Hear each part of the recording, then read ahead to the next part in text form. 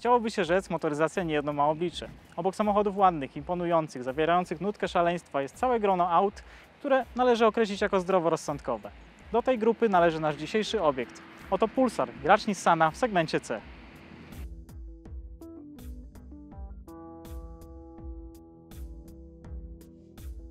Producent ten niegdyś słynął z modelu Almera, której produkcję zakończył w 2006 roku. Przerzucił wtedy wszelkie siły na Qashqai'a, co zdaje się było strzałem w dziesiątkę. Alternatywa dla kompaktu w postaci nieco podniesionego auta odniosła wielki rynkowy sukces. Po eksperymentalnym modelu Tida, który zakończył swój żywot bez większego powodzenia, wydawało się, że Nissan wycofa się z walki w tej sztandarowej niegdyś klasie. Jednak nic z tych rzeczy. Wspomniany Pulsar to nowość, która debiutowała przed rokiem na targach w Paryżu i ma jasne zadanie – nawiązać do sukcesu Almery. Co prawda rynek od tego czasu nieco się zmienił, ale przejdźmy do wrażeń z zewnątrz.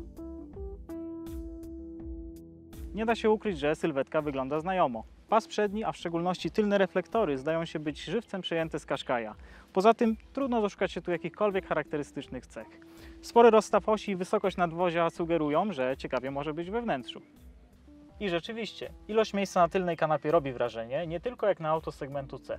Sądzę, że tym parametrem Pulsar może konkurować z rodzinnymi kombiakami czy sedanami, a to się ceni. Bagażnik jest też całkiem spory, choć tutaj do najlepszych w klasie nieco brakuje. Mamy tutaj dokładnie 385 litrów pojemności, czyli o 5 litrów więcej niż w testowanym przez nas Golfie, ale na przykład o 100 litrów mniej niż w Hondzie Civic.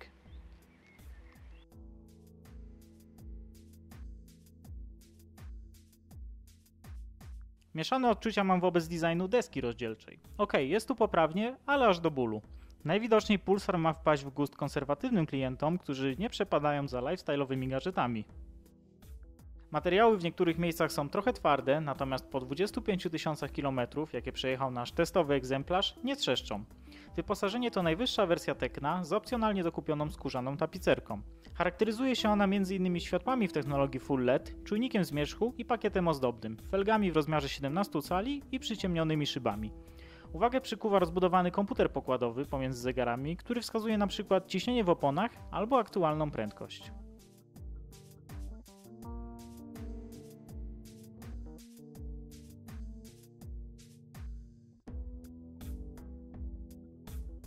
Nissan nie oszczędził też na systemach bezpieczeństwa. Obok monitorowania martwego pola mamy też ostrzeżenie przed niezamierzoną zmianą pasa ruchu, a także alert o zbliżających się obiektach. W razie czego aktywowane może być nawet awaryjne hamowanie. Poza tym nad parkowaniem czuwa system 4 kamer. Dlaczego aż 4? Otóż w Pulsarze możemy mieć widok z lotu ptaka.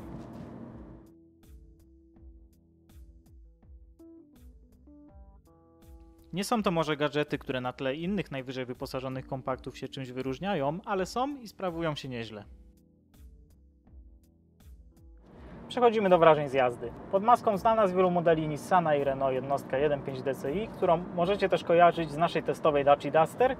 Moc 110 koni pozwala na rozwinięcie setki w 11,5 sekundy oraz osiągnięcie 190 km na godzinę.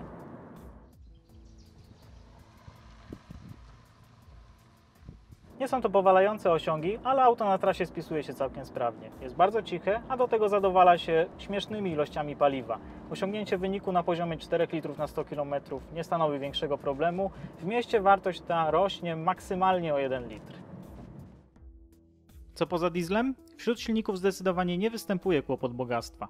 Oprócz naszej jednostki do wyboru mamy też 115-konną benzynę 1.2 oraz wprowadzony niedawno na rynek 190-konny motor o pojemności 1.6, który przynajmniej na papierze przewraca o 180 stopni charakter auta.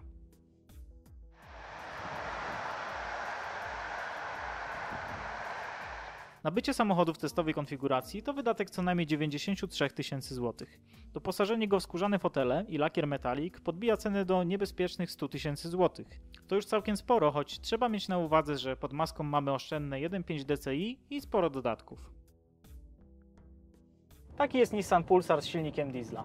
Brak mu sportowego zacięcia, można powiedzieć wręcz brak mu charakteru. To po prostu poprawny do bólu rodzinny transporter z rewelacyjną ilością miejsca z tyłu i bardzo małym apetytem na paliwo.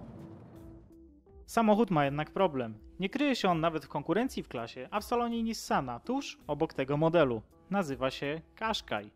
Popularność crossoverów daje się we znaki segmentowi C, choć mam nadzieję, że nie jestem jedynym, który w samochodzie woli siedzieć niżej.